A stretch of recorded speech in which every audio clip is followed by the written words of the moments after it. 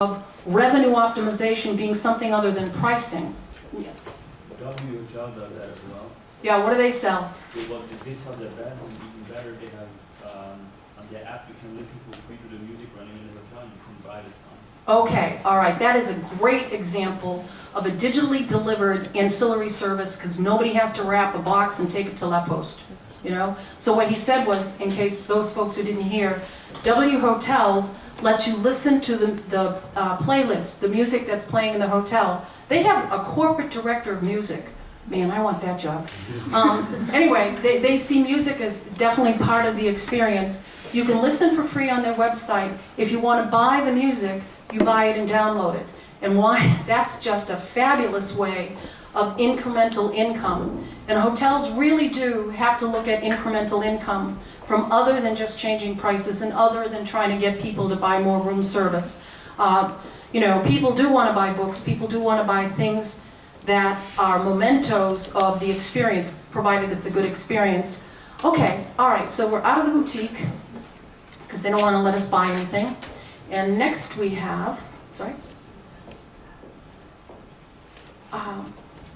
We'll go to the next slide. Okay.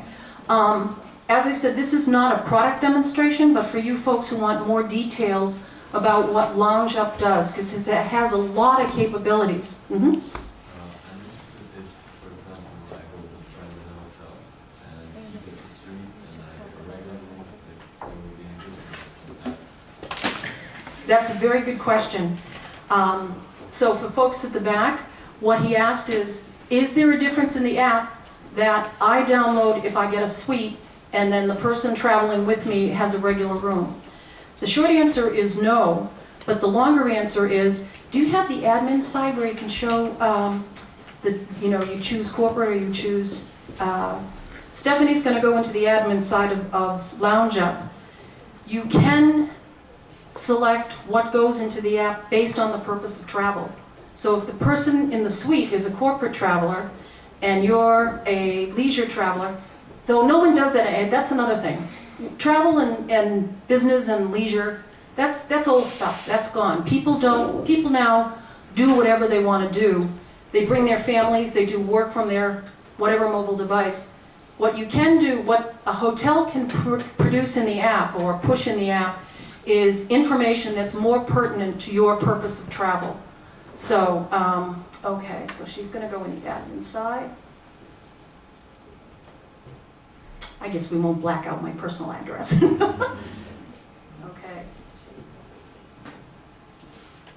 I'm just mindful of the time here. Okay. We'll only spend a couple of more minutes on this because the next question is, what do you consider Service 3.0? How is it defined in your minds? And what's the implication for your careers? So it's actually two questions. So while Steph is, what's it? Automated messages, was it under there? I'm not sure.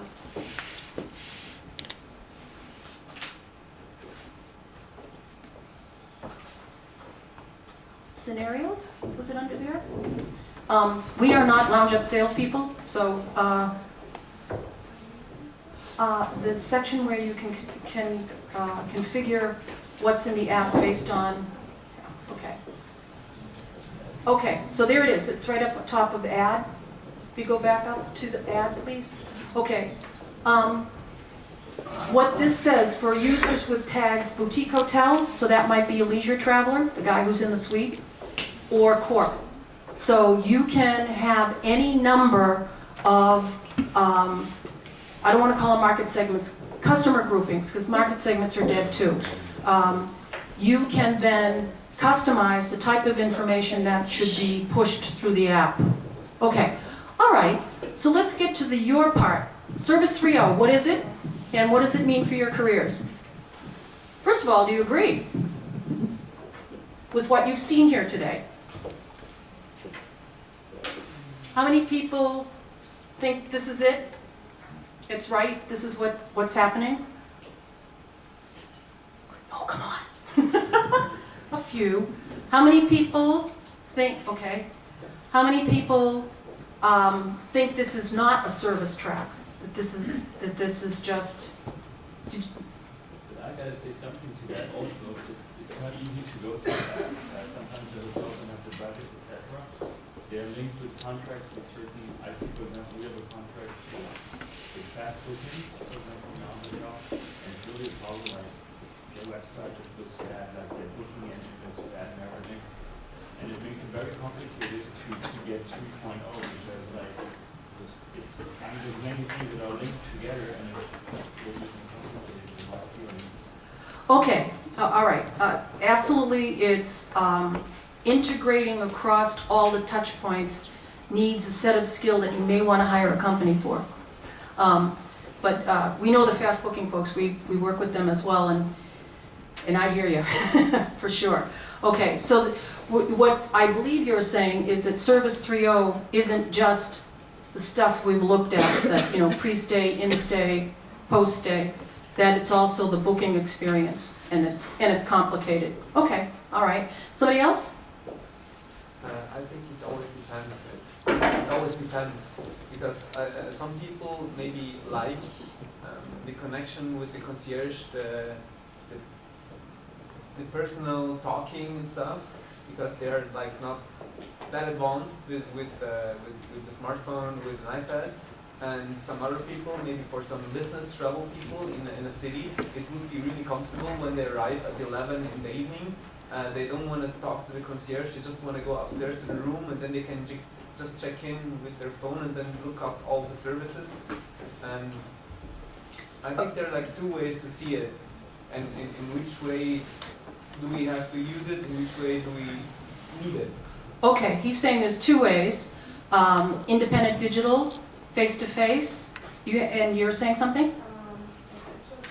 I think it's probably our future, but I'm not quite sure if I like it because it's not very personal. I think that a lot of the service is getting lost. Do you have your first slide? You know the 3 circles. Is that next? Oh, we'll go back to partners. Okay. No, we'll go to your. Okay. Because we won't have opportunity to talk about partners and performance. Okay. This is what you folks are saying. You're saying it's this or this, right? What's this middle scenario? What do you think that is? Maybe when a big family is traveling to a ski resort, then they're checking in, and their grandpa is talking to the concierge, and the How old do you think grandpa is? and young boys already searching on the internet and finding out everything which grandpa is about to know in 10 minutes. Well, Yeah. Oh, I wish I should have put that picture up of the 3-year-old girl in the train. Yeah. Okay. Service is choice. So I am not disagreeing with you folks that some people will choose to do face-to-face. And some people will choose to do face-to-face. For example, Lounge Up, it has a new feature. I'm sorry, I should let you talk. Before I continue, I'll talk. Okay. Okay. Face-to-face, service is a choice. If you go EasyJet, then you have no choice. For example, you have to print out your ticket or get punished. Okay? You have to take your bag, only one bag, or get punished with fees. Okay. What Lounge Up is producing actually has a feature that it's not out yet, but fairly similar to Mayday in that you can go to the concierge and say, you know, which restaurant nearby should I take? I have 2 young kids and, you know, and I'll stay out late, that type of thing. The concierge pulls up the tablet, which has the Lounge Up application on it, and says, here are my recommendations. And then tap, those recommendations are on the map in your iPhone or Android. So that's hybrid. You get to talk to a person, but if you're using maps on your mobile device, it's unlikely you're going to pull out, you know, unfold a paper map. So service is a choice. And we have the next slide, and this is when Stephanie and I were talking about this. How many people do Skype or Hangout from your mobile device? Look at that. Then how come concierge doesn't do it? Okay? That's this. So face-to-face can be a digital face. So if you're already accustomed to speaking via mobile device to somebody else, that's free. So, I hear you on the expense and the integration of systems, but a lot of features are free, and hoteliers are not taking advantage of them. So, the 16-room hotel, she does. She looks at she sees what things are available for free and stitches them together to create an experience for her guests. It's time, it's energy, and creativity, but it's not an expense. It's just YouTube and the iPads. Okay, we stop at 6:30, right?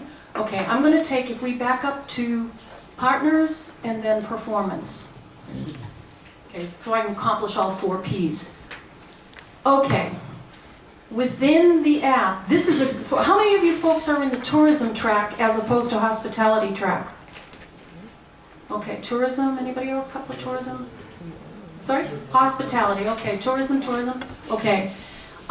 This is an opportunity for offices of tourism to be in the hands of guests who are already committed to coming to your location by providing or working with hoteliers and other entities, whether it's restaurants or whatever that have apps, creating either streaming information, like the weather gets streamed.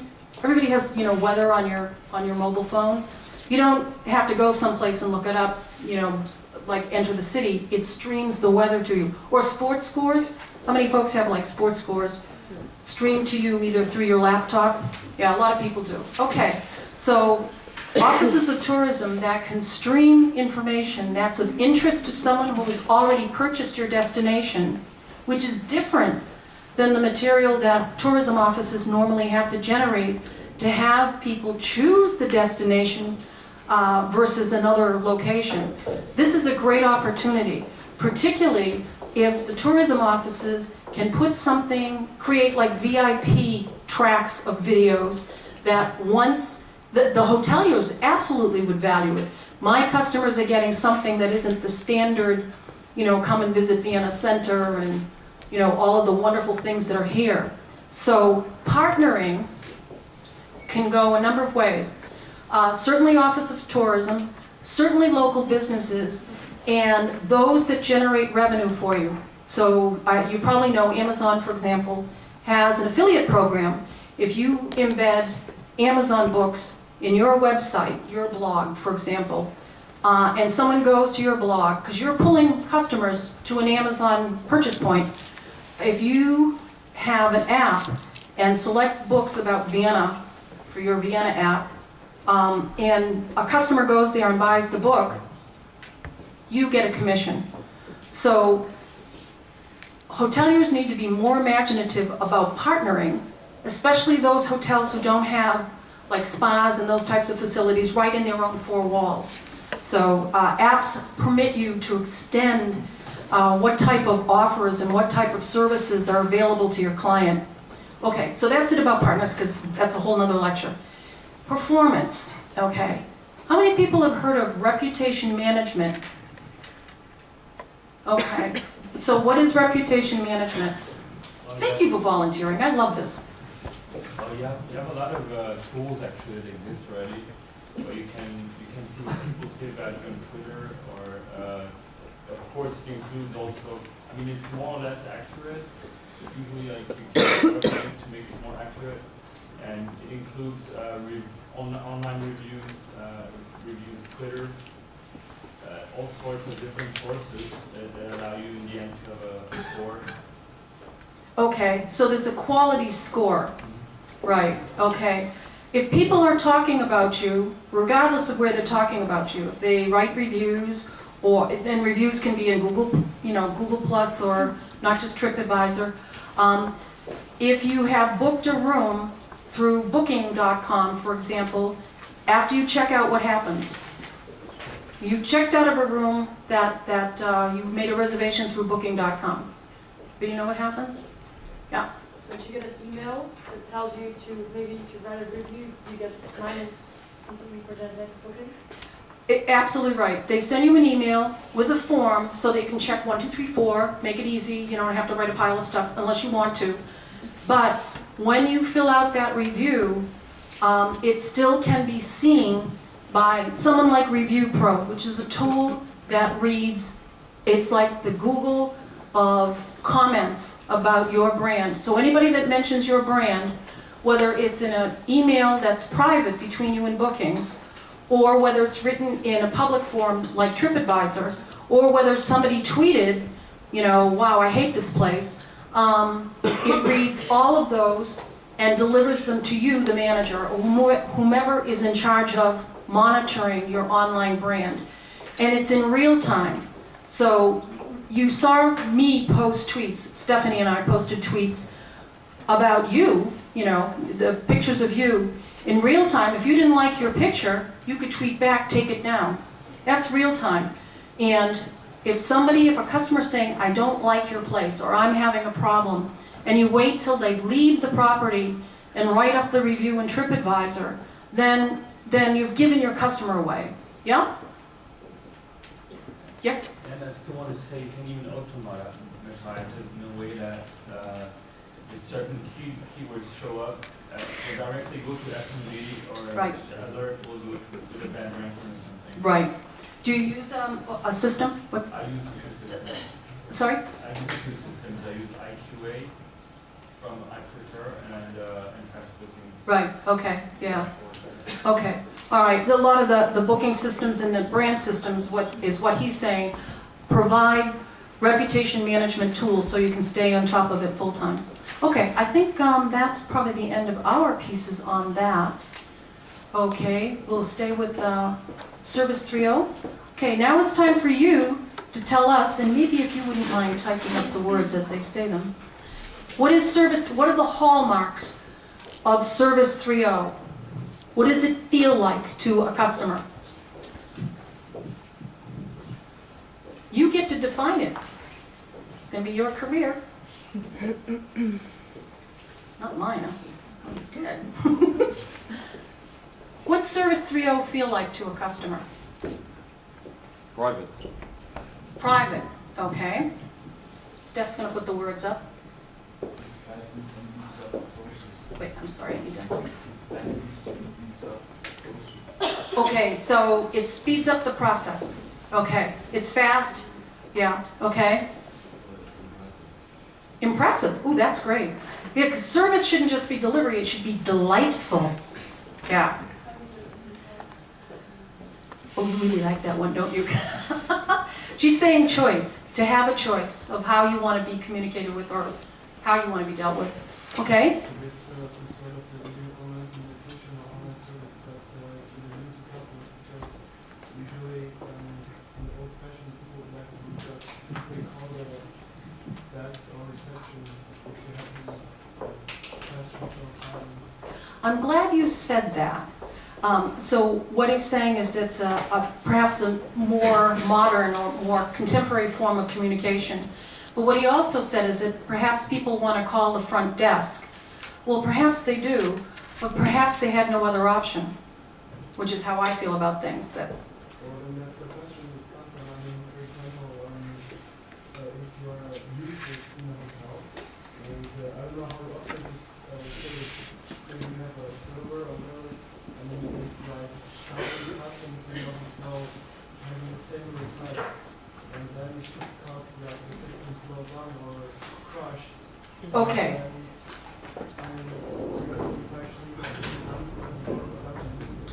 Okay. What he's talking about is if you have technical glitches, you really, cut your service as well. This is cloud-based, so if your phone is slow, your phone is slow. But this is cloud-based. So everybody know what I mean by cloud-based? Okay, great. Okay, Service 3.0. Convenient. Convenient. Okay, absolutely.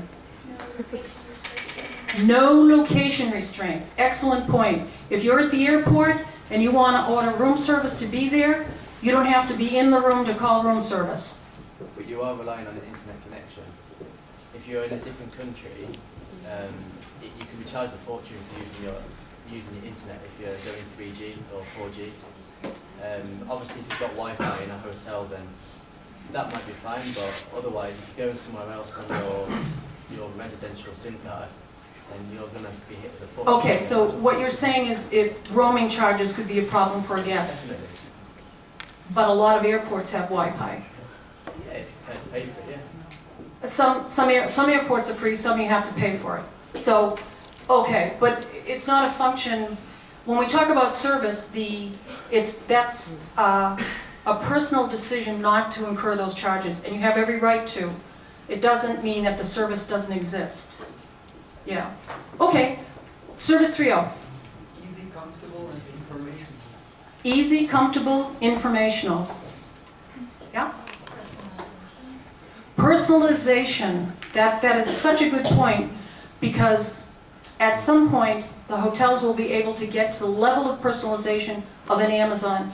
We didn't show you the back office in this, but I'll just briefly tell you where you have spa. If someone goes to spa and there's a spa menu, for example, and you clicked on massage and didn't buy massage, the data is collected in the back office. You heard it here first. There will have to be digital service specialists, people who understand the data and are able to personalize it, then use the platforms to personalize.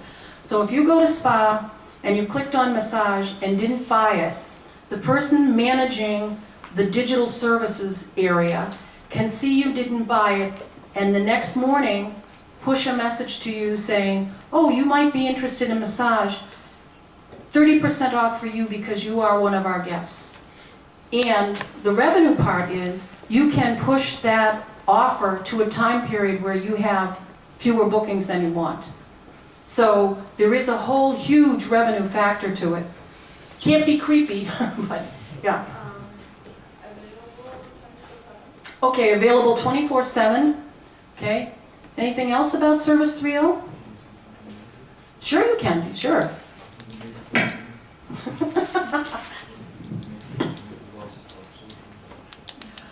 Okay, his comment is the major problem could be the loss of social interaction. So that can go on the other side. No. No. One of the features of LoungeUp is like Facebook, you can connect with other people in the hotel if you choose. So a resort that wants, where you want to find a tennis partner or fourth for a golf game, it's valuable. I know I don't particularly like that feature, but some of the resorts have already said they like that. So connectedness. If you are using Facebook extensively, then you probably already have a sense of that connectedness, That's, yeah, so. Okay, somebody else? Anybody else? Okay, the last question. What's the implication for your careers? Do you want to pull up one of your T's? T's? We're working on another project called T-shaped employees. What's the implication for your careers?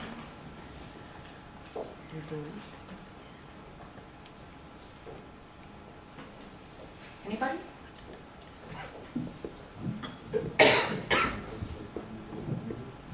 Okay, fine, the golden middle, which is a good way of putting it. For your career, the customers are. That's the hybrid choices, customers. You depend on them. I'm so glad you said that. Customer service is what your customers think it is. It's not what we think it is. I talk to some of my clients are luxury service departments and luxury hotels, and they say, oh, no, luxury hotels, it's face-to-face. No, it's not. Not if your customer's not going to choose that. Particularly in some of the hotels in Paris, the Middle Eastern folks, particularly the females, they prefer to communicate other than in person, as you may well know. So customer service is what your customers think it is. And if they think it should be immediate communication via a mobile device in their hand, or pushed messages, or a Mayday, that's what service should be. It's not what we think it is, it's what they expect. Matching the platform to meet those expectations, because the customers are moving faster than we are. I mean, you folks are moving faster than some of the hoteliers. You know, anybody working in a hotel right at the moment? Yeah? Do you have a sense that what you do on your personal tech is more advanced than what's happening in the hotel? Sometimes they're very diplomatic answer, that's good. Yeah. Anybody else? Yeah? Yeah? Definitely, okay. So you're using more capabilities than they use with their guests, in general. Yeah. I'm not trying to put words in your mouth. It's more complicated than that, but Yeah, life is complicated, that's true, yeah, yeah. Okay, all right, so the implication, in my opinion, and I've done a fair amount of work on this, is the need for creativity is really going to be valued. It's not just enough to know a platform, but like the folks at Alta Pura, they are really creative about what kind of information they put out there and the tone of voice, how they speak to their customer, how they engage their customer. So creativity in customer connectedness, not connectivity, is what's going to be really valued in your careers. Whether or not hoteliers appreciate it now or not, that's what's going to be needed. So, any other thoughts on that? Yes? No? Okay. We've got a couple of things you still have to do. The survey. You're going to be busy. Okay. In the app, Stephanie built a page for you to rate this experience. Rate you spent time here tonight, which we really appreciate. How do you rate that time? You know, what's, your experience? And then we will post those results.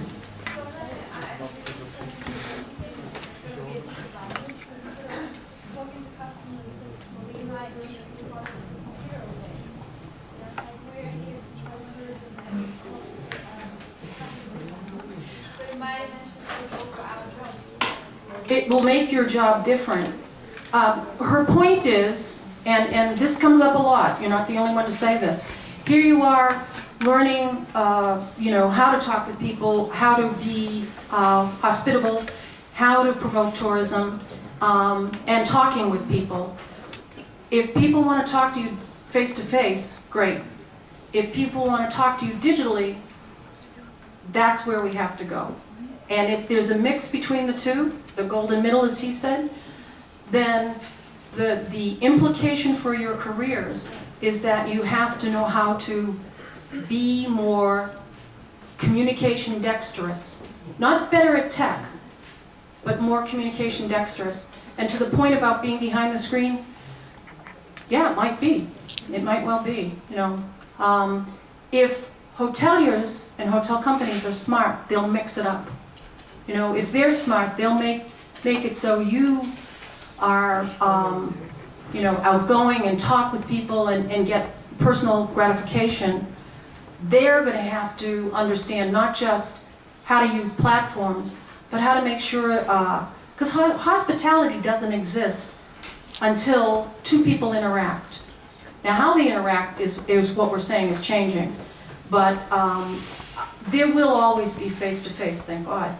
But hotel companies are going to have to understand how to do a great job for employees to bring out the best. But there will be more screen time. There's more screen time already. I'm not saying I like it, but it's real, All right. Okay, so rate your experience. Yeah? Everybody have an app? Okay. And we have one more thing, I think, the last one. Okay, this full presentation, some of the resources. How many of you liked the first presentation, the format of the first presentation with the buildings? Okay. Oh, wow. Kind of gives me a headache after a while. We will put a link to the site. It's called eMaze, that you can have those templates at no charge. So you can make your classwork look so amazing. Okay, so we'll put the photos, resources, I think we have time for a few answers. Any tweets that we got as questions or about my shoes? Okay, and so we have, oh, just 5 minutes. Okay, a lot of people did homework looking up my company, and I thank you for that. Can you pull up the strikingly, please? Okay. What you probably encountered is stuff that's in transition. So let me just tell you a little bit.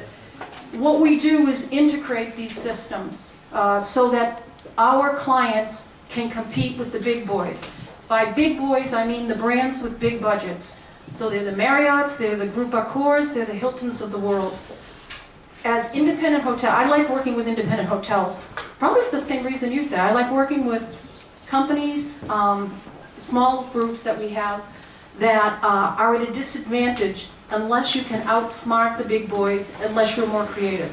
So that floats my boat, so to answer. So what we do is work on, with company, not just websites, but integrating all the touch points for independent hotels and publishing for them, all those touch points that will help them gain customers or revenue or referrals. Because sharing a customer, when they walk away, the typical thinking is, if they had a good experience, they'll come back to my hotel. Well, one of the realities is, customers are experience loyal. They're not brand loyal. They want to go on and have a new experience. But what they will do is talk about you, refer you, be an advocate for your property. So the old thinking that if a customer is 100% satisfied, they're going to come back, that's gone. A lot of things are gone. Market segments are dead. The idea that customers are loyal if they're 100% happy is dead. Customers move on to other types of experiences. So we do revenue, reputation, referral. We try to make it simple because it is extremely complicated. When I say right-size solutions, what we do is put together what actions the hotel should take or what they should pay us for that makes sense for their budget and their talent. Talent being folks like you. If they have talented people in-house, we show them how to creatively develop content and put it on a lounge up so they can do it in-house. It's not the idea of outsourcing everything. So the types of hotel, we work with hotel groups, hotels, and service departments, largely only accommodation. We have some artists and some other folks like that. But basically, how they can be visible where the big boys are not, how they can get conversions from those digital touch points. Because now people, I don't know if you know it, but if you look, you can write this down. Look up Google Trends. And in Google Trends, put in search words. For example, if you put in search terms such as luxury hotels London, you'll see that the number of searches, and this is like Google, all their data, the number of searches are declining dramatically. So fighting for positioning on page 1 Google is a losing battle because people are searching elsewhere or sharing elsewhere. It's not just that the big boys are throwing more money at it, it's that the individual's search behavior has changed dramatically. Okay, so that's what we do. All right, there was one question on here that had a star next to it. We're almost done. We just say done. Oh, I had it over here. Ooh, 2 stars. Yeah, 3. Ooh, well, we'll do 2. Okay. Yes?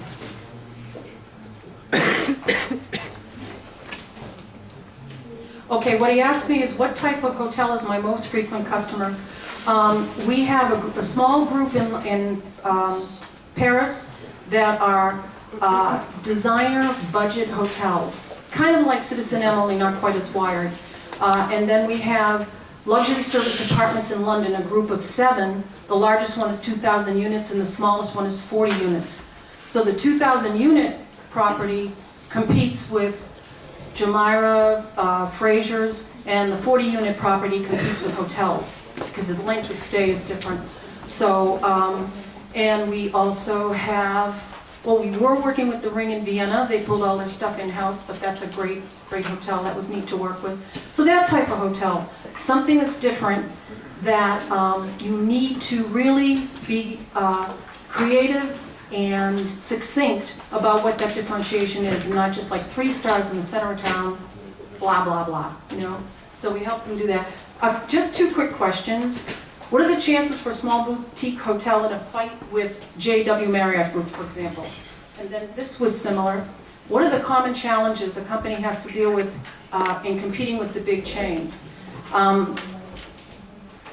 Well, it's not just the chains, it's the OTAs. For example, Priceline spends 1.5 million, I can't remember if it's dollars or euros, but who cares after you get over $1 million, on key phrases in London alone, only in London. So my clients who are London-based, even the apartments who have their inventory on the GDS, Priceline is buying their brand name.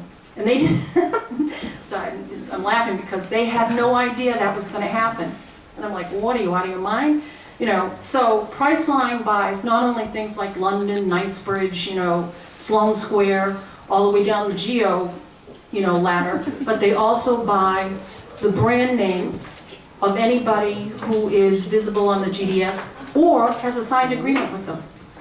So if you are on the GDS, they can buy your brand name. So if you search London, like my client is Cheval Residences, then up comes booking first. So how you can fight, well, that's another whole lecture. I'll tell you what, I'll put up a little small slideshow on how you can compete effectively in the areas where the big boys are not.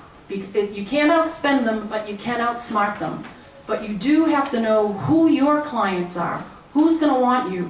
It's not the old days of like call center mentality. If I get everybody, you know, if I talk to a lot of people, then 1% will book me. It's the other way around these days.